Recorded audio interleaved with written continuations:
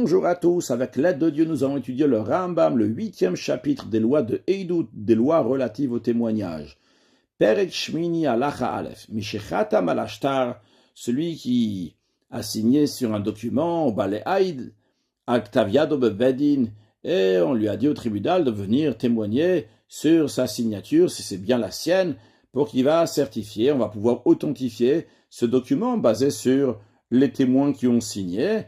Donc, quand lui-même il se présente, c'est la meilleure des choses. Mais en effet, quand il est arrivé, Vihiktir Taviado, chez Eobevada, il a bien reconnu, c'est sa signature avec certitude. Aval Eino Zocher Aidut Klal, mais il ne se souvient pas du tout du témoignage. Vlo Yimtsa Belibo Zikaron, chez El Lavamize Meolam. Et il ne trouve aucune trace dans son esprit de cet emprunt qui a été fait de telle personne à l'autre personne.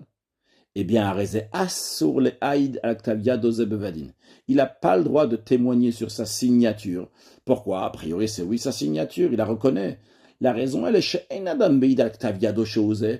Lorsqu'une personne, elle vient au tribunal, elle ne vient pas témoigner que c'est bien sa signature. C'est pas ça le témoignage. Elle a la mamon chez Beshtaromeid chez Zechayav Lazé.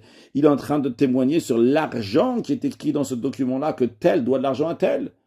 Octaviado, c'est à quoi sert sa signature? C'est pour lui rappeler le témoignage. Lorsqu'il va reconnaître sa signature, et il sait qu'il a signé là-bas, logiquement, il va se rappeler quand la chose s'est arrivée. Avalimlo, Nizkar, mais il ne s'est pas souvenu, Logaïd, il ne va pas témoigner, il n'a pas le droit de témoigner. Halachabet,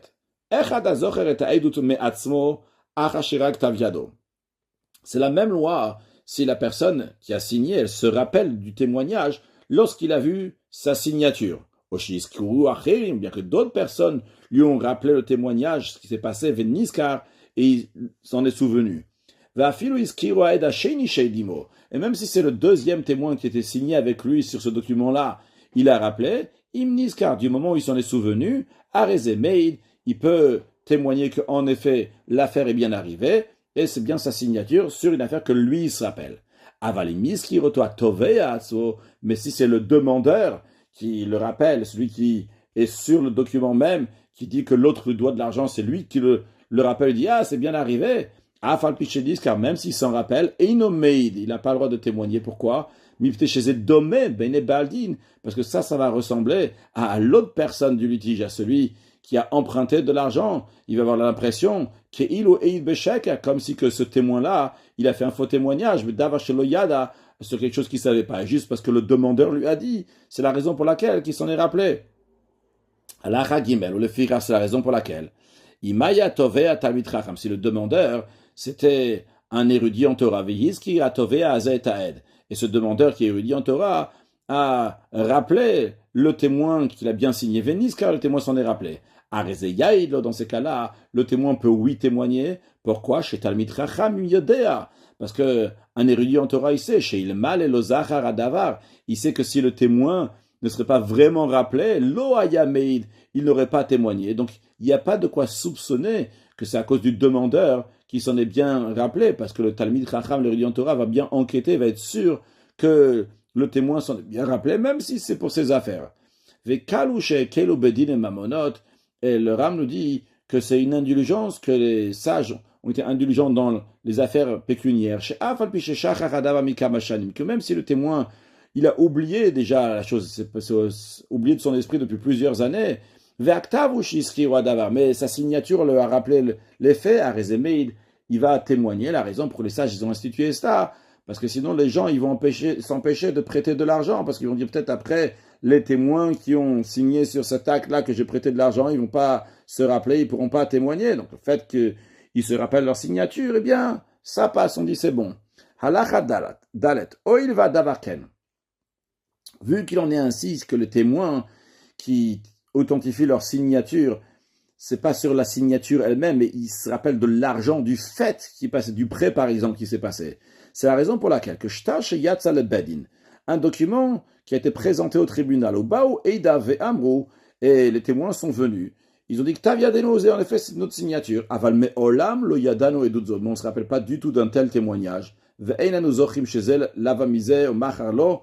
Donc on ne se rappelle pas que lui il a emprunté de l'argent, ou bien qu'il lui a vendu, l'onid kayem ashtar, eh bien le document n'est pas authentifié. Varouke cheres, il est considéré comme un morceau de tesson, donc comme rien du tout. Hach yiskeu edut, jusqu'à ce que les témoins vont se souvenir de leur témoignage, car comme nous avons dit, ils ne sont pas là pour témoigner sur leur signature, ils sont là pour témoigner sur quelque chose qui s'est passé. Tout juge qui ne juge pas d'une telle manière, lo yada bedine mamonot benyamino lismolo, il ne comprend rien dans les lois du jugement, littéralement, il ne sait pas faire de différence, distinguer entre la droite et la gauche. Mais si leur signature, elle sortait d'un autre endroit, c'est-à-dire que le tribunal avait un autre moyen pour authentifier leur signature, donc on n'avait pas besoin qu'eux-mêmes viennent se présenter au tribunal, et après ils vont dire « Ah, on a oublié » ou quoi que ce soit. Il n'y a pas besoin d'eux, on peut déjà authentifier d'une autre manière. Au Shayu Eidim Beidim chez Zektaviad, bien qu'il y avait deux témoins qui témoignent que c'est bien la signature des témoins qui sont sur ce document-là, donc on n'a pas besoin des témoins eux-mêmes. Imaginons que c'est Rouven et Shimon qui ont signé sur le document, et il y a Lévi Yuda, les deux, ils témoignent sur les deux signatures qu'il y a sur le document, donc on n'a pas besoin que Rouven et Shimon viennent au tribunal. Donc même s'ils sont venus et ils disent « Ah, mais nous, on ne se rappelle pas du tout de cela, on n'a jamais signé sur ça, bien malgré ça, mais Kaïm et Tashtar, on va authentifier ce document, on ne va pas prêter attention sur les paroles de ces témoins de Rouven et Shimon qui ont signé sur ce document, chez hommes qui sont en train de dire on ne se rappelle pas de ce témoignage. Shema, car on soupçonne qu'après qu'ils ont vraiment signé, Chazoubam, ils sont rétractés, ils veulent plus témoigner.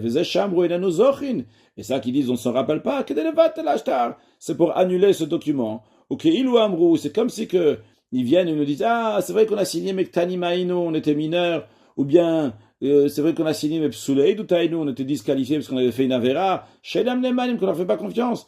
Oil Vetkaim Ashtar Shelo Alpiem, vu que on peut authentifier le document pas basé sur leurs paroles à eux, eh bien, on va le faire.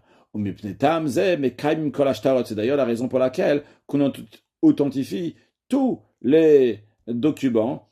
Quand il y a deux témoins, Lévi et Yuda, qui viennent témoigner sur les témoins qui sont sur le document Rouven et Shimon, ou bien qu'on va comparer les signatures de Rouven et Shimon qui sont sur ce document-là avec d'autres signatures sur lesquelles on a vu que Rouven et Shimon ont signé. On n'a pas besoin à chaque fois d'amener les témoins. Rouven et Shimon leur dire « Ah, vous vous rappelez du témoignage, vous vous rappelez pas. Shafil ou ba ou parce que même s'ils sont venus, ils disent « on ne se rappelle pas. On les écoute pas. » Vu qu'on peut authentifier le document sans leur déclaration. C'est la même loi que ce soit celui qui écrit son témoignage sur un document ou bien qu'il a trouvé sur son cahier, qu'il a écrit, Ploni Eidoti Alav, que telle personne m'a dit d'être témoin, bien Ploni tel jour, Bekar Bekar, pour telle et telle chose.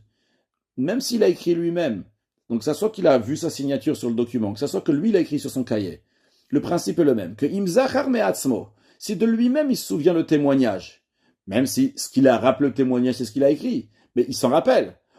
Iskiru Acherim, bien d'autres personnes l'ont rappelé, Veniska, et lui il s'en rappelle, mais il y témoigne. Veimlav.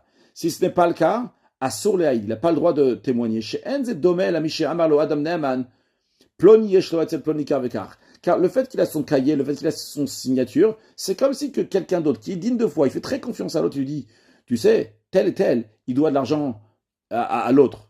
Ça change rien du tout, il ne peut pas témoigner. Veidouche, Yesh Lazé Etzelze, Voeno Yodea Minadavar Klum, Elam Piachashama Veid.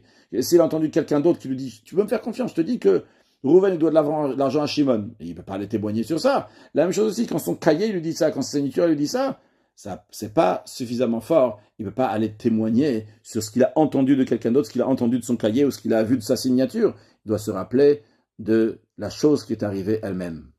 Conclure avec un mot de Chassidut, il est écrit Ve'atem Edai, vous le peuple juif, vous êtes mes témoins. Edai, ça s'écrit Ed Yud, car en effet, lorsque le juif il s'élève à un niveau haut, comme par exemple le jour de Shabbat ou de la Torah, à ce moment-là il est appelé Edai, et le Yud ça fait référence à la Chochma. Donc un juif doit toujours s'élever, se rapprocher d'Akadosh Baruch Hu et témoigner sur Akadosh Baruch Hu à travers le Shabbat, à travers la Torah, à travers toutes les bonnes choses, et faire de ce monde-là une demeure à Dieu et amener Mashiach now, une excellente journée.